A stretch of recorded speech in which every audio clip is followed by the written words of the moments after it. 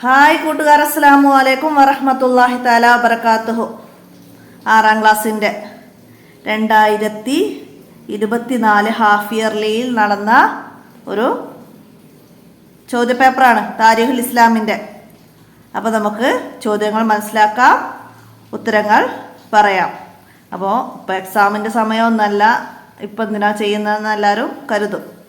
അപ്പോൾ നമുക്ക് ചോദ്യപേപ്പർ കിട്ടുന്നതിനനുസരിച്ച് വീഡിയോ ചെയ്ത് ഇടുകയാണ്. അല്ലാതെ നിങ്ങൾക്ക് വേണ്ട സമയത്ത് ചെയ്ത് തന്നിട്ട് റീച്ചിൻ്റെ അങ്ങനത്തെ ഒരാവശ്യമൊന്നുമില്ല. എൻ്റെ ഒഴിവിനനുസരിച്ച് ഓരോ കാര്യങ്ങളും നിങ്ങൾക്ക് ചെയ്ത് വിടുകയാണ്. അപ്പോൾ ഓൾറെഡി അവിടെ യൂട്യൂബിൽ ഉണ്ടാവുമല്ലോ, ആവശ്യമുള്ളവർക്ക് ആവശ്യമുള്ള സമയത്ത് ഉപകാരപ്പെടുത്താം, ആ രീതിയിലാണ്. അപ്പോൾ നമുക്ക് താരിഖുൽ ഇസ്ലാമിൻ്റെ ചോദ്യങ്ങൾ നോക്കാം. ബിസ്മില്ലാഹിർ റഹ്മാനിർ റഹീം. അപ്പോൾ നമ്മൾ ചോദ്യങ്ങൾ വായിച്ച ആൻസർ മാത്രമേ പറയുന്നുള്ളൂ. നമ്മൾ താരിഖുൽ ഇസ്ലാമിൻ്റെ റിവിഷൻ തന്നെ പ്രത്യേകം ചെയ്ത മറ്റൊരു വീഡിയോ ഉണ്ട്. അപ്പോൾ അത് ഉപകാരപ്പെടുത്തുക. എല്ലാ ചോദ്യപേപ്പറിൻ്റെയും കൂടെയും റിവിഷനായിട്ട് പറയുമ്പോൾ എല്ലാവർക്കും അത് ഇഷ്ടപ്പെടില്ല. എന്തിനാണ് ഒരു ക്വസ്റ്റ്യൻ പേപ്പർ ഇങ്ങനെ വാരി വലിച്ച് നീട്ടുന്നത് എന്നൊക്കെ ചോദിക്കും. അപ്പോൾ നമുക്കിത് ചോദ്യങ്ങളും ഉത്തരങ്ങളും മാത്രം മനസ്സിലാക്കാം. ഒന്നാമത്തെ ചോദ്യം, ഇബ്രാഹിം നബി അലൈഹി ഇസ്ലാമിൻ്റെ പിതാവ്. ഇബ്രാഹിം നബി അലൈഹി ഇസ്ലാമിൻ്റെ പിതാവ് ആരായിരുന്നു? താറഹ് എന്നതാണ്. നമുക്കത് ശരിയിടപ്പെടുത്താം. യാക്കൂബ് നബി അലൈഹി ഇസ്ലാമിൻ്റെ സന്താനങ്ങൾ. യാക്കൂബ് നബി അലൈഹി ഇസ്ലാമിന് സന്താനങ്ങൾ എത്രയായിരുന്നു? 12 പേരായിരുന്നു. അപ്പം അത് ശരിയിടപ്പെടുത്താം. 3, ഇദ്രീസ് നബി അലൈഹി ഇസ്ലാമിൻ്റെ പൗത്രൻ. ഇദ്രീസ് നബി അലൈഹി ഇസ്ലാമിൻ്റെ പൗത്രനാണ് നൂഹ് അലൈഹി ഇസ്ലാം. തൂഫാനിനു ശേഷം നൂഹ് അലൈഹി ഇസ്ലാം ജീവിച്ചു. എത്ര വർഷം ജീവിച്ചു? തൂഫാനിന് ശേഷം 60 വർഷം തൂഫാനിന് ശേഷം നൂഹ് അലൈഹി ഇസ്ലാം ജീവിച്ചു. അടുത്തത്, ഇബ്രാഹിം അലൈഹി ഇസ്ലാം മറമാടപ്പെട്ടത്. ഇബ്രാഹിം നബി അലൈഹി ഇസ്ലാം മറമാടപ്പെട്ടത് ഹബ്രൂൻ എന്ന സ്ഥലത്താണ്. അപ്പം അത് അടയാളപ്പെടുത്താം. ആദം അലൈഹി ഇസ്ലാമിൻ്റെ മകനാണ് ആര്? സീസ് അലൈഹി ഇസ്ലാം. അപ്പം ഇതുപോലെ നമ്മൾ പാഠത്തിൽ മറ്റു പേരുകളും അവരെത്ര വർഷം ഭരണം നടത്തി, അവരെ മക്കള് ഒക്കെ നമ്മൾ പറയുന്നുണ്ട് ഇതുപോലെ തന്നെ. അപ്പം അതൊക്കെ ഇതുപോലെ നിങ്ങൾക്ക് അടുത്ത എക്സാമിലേക്ക് പഠിക്കുന്നവർ മനസ്സിലാക്കുക. ഇതുപോലെ വരാം. അടുത്തതിന് ചേരുംപടി ചേർക്കാനാണ്. ലൂത്ത് അലൈഹിസ്സലാം നബിയായി നിയോഗിക്കപ്പെട്ട സ്ഥലം. ലൂത്ത് അലൈഹിസ്സലാം നബിയായി നിയോഗിക്കപ്പെട്ട സ്ഥലം ഏതാണ്? ഓപ്ഷൻ ഡി, മൗത്തഫിക്കാത്ത്. ഓപ്ഷൻ ഡി ആണ് മൗത്തഫിക്കാത്ത്. അടുത്ത്, ഇസ്ഹാഖ് അലൈഹിസ്സലാം റസൂലായി നിയോഗിക്കപ്പെട്ട സ്ഥലം. ഓപ്ഷൻ എ, ഷ്യാം ആണ് ഓപ്ഷൻ എ. ഇബ്രാഹിം നബി അലൈഹി ഇസ്ലാം ജനിച്ച സ്ഥലം. ഇബ്രാഹിം നബി അലൈഹി സ്വലാം ജനിച്ച സ്ഥലം ബാബിലോൺ. Option B. ആദം അലൈഹി സ്വലാമിന്റെ ഖബർ സ്ഥിതി ചെയ്യുന്നത്. ഓപ്ഷൻ ഇ, ബൈത്തുൽ മുഖദ്ദസ്. ആദം അലൈഹി സ്വലാമിന്റെ ഖബർ സ്ഥിതി ചെയ്യുന്നത് ബൈത്തുൽ മുഖദ്ദസിലാണ്. ആദ് ഗോത്രത്തിന്റെ വാസസ്ഥലം അഹ്കാഫ്. സി, അഹ്കാഫ് ആണ്. മനസ്സിലാക്കാം. അടുത്ത ഇനി പൂരിപ്പിക്കാനാണ്. നൂഹ് അലൈഹി സ്വലാം വഫാത്തിനു ഡേഷ് വർഷങ്ങൾക്ക് ശേഷമാണ് ഹൂദ് അലൈഹി സ്വലാമിനെ അല്ലാഹു തആല നിയോഗിച്ചത്. എത്ര വർഷങ്ങൾക്ക് ശേഷമാണ്? നൂഹ് അലൈഹി സ്വലാമിന്റെ വഫാത്തിന് 800 വർഷങ്ങൾക്ക് ശേഷമാണ്. 800. മനസ്സിലാക്കാം. അടുത്തതാ, അസൂയയും ഡേഷും ഇബ്ലീസിനെ ധിക്കാരിയാക്കി. എന്തായിരുന്നു ഈ അസൂയയും അഹങ്കാരവുമാണ് ഇബ്ലീസിനെ ധിക്കാരിയാക്കിയത്. 14, BC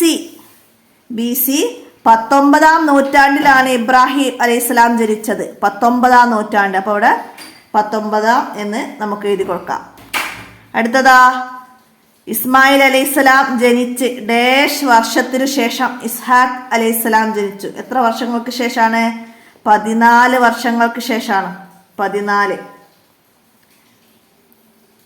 അടുത്ത് ആദം അലൈഹിസ്സലാം വഫാത്താകുമ്പോൾ മക്കളും പേരമക്കളുമായിട്ട് 4,00,000 പേരുണ്ടായിരുന്നു.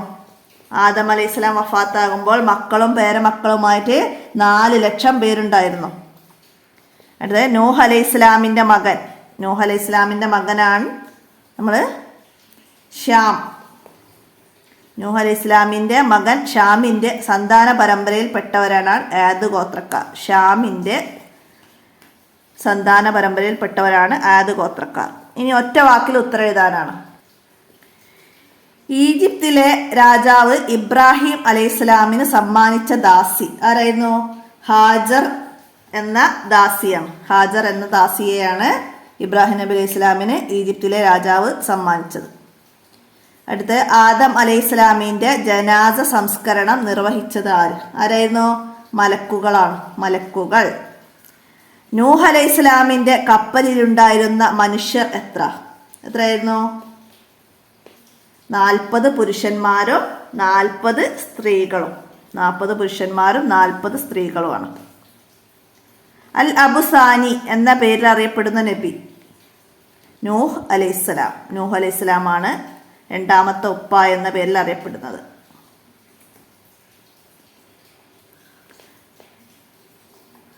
അടുത്തത് ഇബ്രാഹിം അലൈഹിസ്സലാം ആദ്യം ഹിജ്റ പോയ സ്ഥലം ഹറാൻ. ഹറാൻ എന്ന സ്ഥലത്തേക്കാണ് ഇബ്രാഹിം അലൈഹിസ്സലാം ആദ്യം ഹിജ്റ പോയത്. വഫാത്താകുമ്പോൾ ഇബ്രാഹിം അലൈഹിസ്സലാമിൻ്റെ വയസ്സ്. ഇബ്രാഹിം അലൈഹിസ്സലാമിന് 175 വയസ്സായിരുന്നു. 175 വയസ്സ്. ഇനി ഒറ്റ വാചകത്തിൽ ഉത്തരം എഴുതണം. മരണാസന്നയായപ്പോൾ ഇബ്രാഹിം അലൈഹിസ്സലാം മക്കളോട് ചെയ്ത വസിയത്ത് എന്തായിരുന്നു? 175 വയസ്സ് പ്രായമായപ്പോൾ ഇബ്രാഹിം നബി അലൈഹിസ്സലാം വഫാത്തായി. മരണാസന്നയായപ്പോൾ അല്ലാഹു തആലയെ മാത്രമേ ആരാധിക്കാവൂ എന്നും മുസ്ലിമായി ജീവിച്ചു മരിക്കണമെന്നും അദ്ദേഹം മക്കളോട് വസിയത്ത് ചെയ്തു. അപ്പോൾ ഇവിടെ എന്താ എഴുതാം? അല്ലാഹു തആലയെ മാത്രം ആരാധിക്കാവൂ എന്നും മുസ്ലിമായി ജീവിച്ചു മരിക്കണമെന്നും മക്കളോട് വസിയത്ത് ചെയ്തു. അത് എഴുതാം. അടുത്തത് എങ്ങനെയാണ് തൂഫാനിന് തുടക്കം? എങ്ങനെയാണ് തൂഫാനിന്റെ തുടക്കം? എങ്ങനെയായിരുന്നു തൂഫാനിന്റെ തുടക്കം? അതിശക്തമായ മഴ വർഷിച്ചു, ഭൂമിയിൽ നിന്നും ഉറവകൾ പൊട്ടി പ്രവഹിച്ചു, എല്ലായിടത്തും വെള്ളം പൊങ്ങി. തൂഫാൻ. അങ്ങനെയാണ് തൂഫാനിന്റെ ഉത്ഭവം. മനസ്സിലാക്കാം. അതിശക്തമായ മഴ വർഷിച്ചു, ഭൂമിയിൽ നിന്ന് ഉറവുകൾ പൊട്ടി പ്രവഹിച്ചു, എല്ലായിടത്തും വെള്ളം പൊങ്ങി.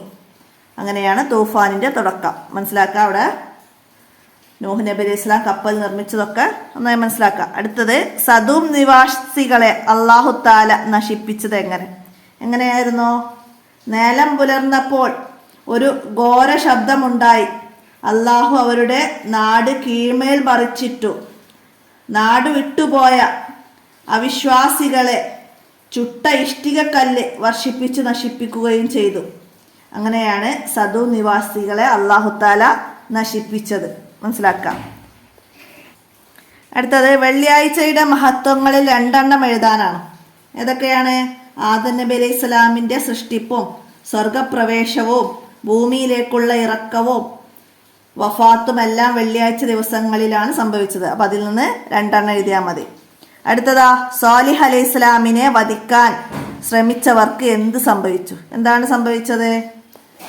ആ സംഘത്തിൻ്റെ മേൽ വലിയ പാറക്കല്ല് ഉരുണ്ടു വീണു. അവരുടെ ശിരസ്സുകൾ പൊട്ടിച്ചിതറി. സ്വാലിഹ് അലൈഹി സ്വലാമിനെ വധിക്കാൻ ശ്രമിച്ചവരുടെ സംഘത്തിന് നേരെ വലിയ ഒരു പാറക്കല്ല് ഉരുണ്ടു വീണു. അവരുടെ ശിരസ്സുകൾ പൊട്ടിച്ചിതറി. അടുത്തത് അല്ലാഹു തആല ആദ് ഗോത്രത്തെ എന്തെല്ലാം നൽകി അനുഗ്രഹിച്ചു? എന്തെല്ലാം നൽകിയാണ് അനുഗ്രഹിച്ചത്? ആദ് ഗോത്രത്തിന് എന്തെല്ലാം അനുഗ്രഹങ്ങളാണ് അല്ലാഹു തആല നൽകിയത്? നദികളും തോടുകളും കന്നുകാലികളും കൊട്ടാരങ്ങളും അസാധാരണ കായിക ശക്തിയും നൽകി അല്ലാഹു തആല അവരെ അനുഗ്രഹിച്ചു.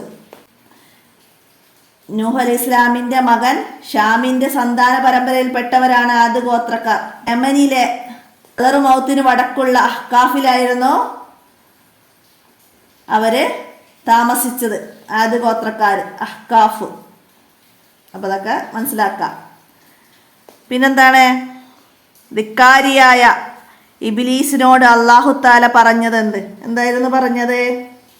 നിന്നെയും നിന്റെ അനുയായികളെ കൊണ്ടും ഞാൻ നരകം നിറയ്ക്കുക തന്നെ ചെയ്യും. ധിക്കാരിയായ ഇബ്ലീസിനോട് അല്ലാഹു തആല പറഞ്ഞതാണ്, നിന്നെയും നിന്റെ അനുയായികളെ കൊണ്ടും ഞാൻ നരകം നിറയ്ക്കുക തന്നെ ചെയ്യും. അപ്പോൾ അത് മനസ്സിലാക്കാം.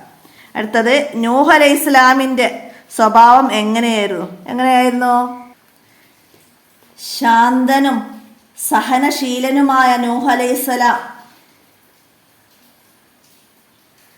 എന്നും നോമ്പനുഷ്ഠിക്കുമായിരുന്നു.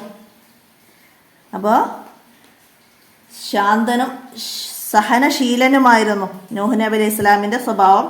എന്നും നോമ്പനുഷ്ഠിക്കുമായിരുന്നു. വിശ്രമമില്ലാതെ 950 വർഷം അദ്ദേഹം പ്രബോധനം നടത്തിയിട്ടുണ്ട്. അപ്പം അത് മനസ്സിലാക്കുക ഇതിൻ്റെ കൂടെ. അടുത്തത്, 5 വരിയിൽ കുറയാതെ ഉമന്യസിക്കാൻ സമൂത് ഗോത്രത്തെ കുറിച്ചിട്ടുണ്ട്. നിങ്ങൾ 4ാമത്തെ പാഠത്തിലാണ് ആദ് ഗോത്രത്തെക്കുറിച്ചിട്ടും സമൂത് ഗോത്രത്തെക്കുറിച്ചിട്ടും പറയുന്നത്. അപ്പോൾ രണ്ടും നന്നായി മനസ്സിലാക്കി പഠിക്കുക. അതുപോലെ എഴുതാമെന്ന് നമുക്ക് എഴുതാൻ കഴിയണം. അപ്പോൾ എന്താണ് സമൂത് ഗോത്രം? ഷ്യാമിൻ്റെ സന്താന പരമ്പരയിൽപ്പെട്ട മറ്റൊരു ഗോത്രമാണ് സമൂത്. ഹിജാസിൻ്റെയും ഷ്യാമിൻ്റെയും ഇടക്കുള്ള ഹിജ്റായിരുന്നു അവരുടെ വാസസ്ഥലം. ശക്തരും ഐശ്വര്യവാന്മാരുമായ അവർ സമതലങ്ങളിൽ കൊട്ടാരങ്ങളും പർവ്വതങ്ങൾ തുരന്ന് ഭവനങ്ങളും നിർമ്മിച്ചു. വിഗ്രഹാരാധകരും അധർമ്മികളുമായ അവരെ നേർവഴിയിലേക്ക് നയിക്കാൻ അവരുടെ ഗോത്രക്കാരനായ സ്വാലിഹ് നബി അലൈഹി സ്വലാമിനെ അല്ലാഹു തആല പ്രവാചകനായി നിയോഗിച്ചു. അപ്പോൾ സമൂത് ഗോത്രത്തിലേക്ക് അല്ലാഹു തആല നിയോഗിച്ച പ്രവാചകനാണ് സ്വാലിഹ് നബി അലൈഹി സ്വലാം.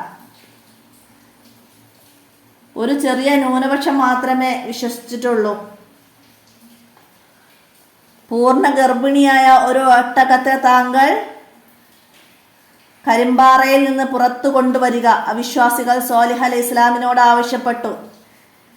ഇത് കണ്ടാൽ വിശ്വസിക്കാമെന്ന് അവർ പ്രതിജ്ഞ ചെയ്തു. സ്വാലിഹ് അലൈഹി സ്വലാം